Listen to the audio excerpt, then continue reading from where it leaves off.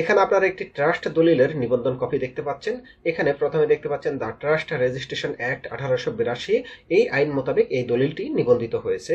এখানে দলিলের সারসংক্ষেপ দেখতে পাচ্ছেন। দলিলের প্রকৃতি, ট্রাস্ট দলিল, কোন পৌরসভা, কোন থানা এবং কোন জেলার অধিভুক্ত এই ট্রাস্ট দলিলটি নিবন্ধিত হয়েছে সে সমস্ত তথ্যগুলো এখানে দেখতে পাচ্ছেন। এখানে যদি আমরা একটু নিচে দেখি সেক্ষেত্রে দেখতে পাচ্ছেন এই ট্রাস্টের নামটি হচ্ছে বঙ্গমাতা শেখ ফজিলতুন্নেসা মুজিব কল্যাণ ট্রাস্ট।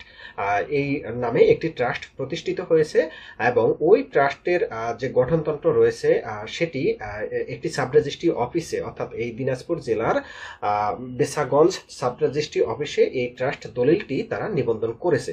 তো কেন এই দলিলটি আমি আপনাদেরকে দেখাচ্ছি, মূলত অনেকেই আমাদেরকে বলে থাকে যে কিভাবে তাদের যে ট্রাস্টের দলিলটি বা গঠনতন্ত্রটি সেটি সাব রেজিস্ট্রি অফিস থেকে নিবন্ধন করতে হয়, এটি দেখতে কিরকম হয়। সেই কারণে অনেকের কিন্তু এই ব্যাপারটিতে একটু কনফিউশন থাকে। সেই কারণে আমি দেখালাম যে আপনারা আপনাদের ট্রাস্টের দলিলটিকে লিখে একজন আইনজীবী বা একজন দলিল লেখকের মাধ্যমে আপনাদের ট্রাস্টের দলিলটিকে লিখে সেই দলিলটি আপনারা সংশ্লিষ্ট সাব রেজিস্ট্রি অফিসে নিবন্ধন করাতে পারবেন।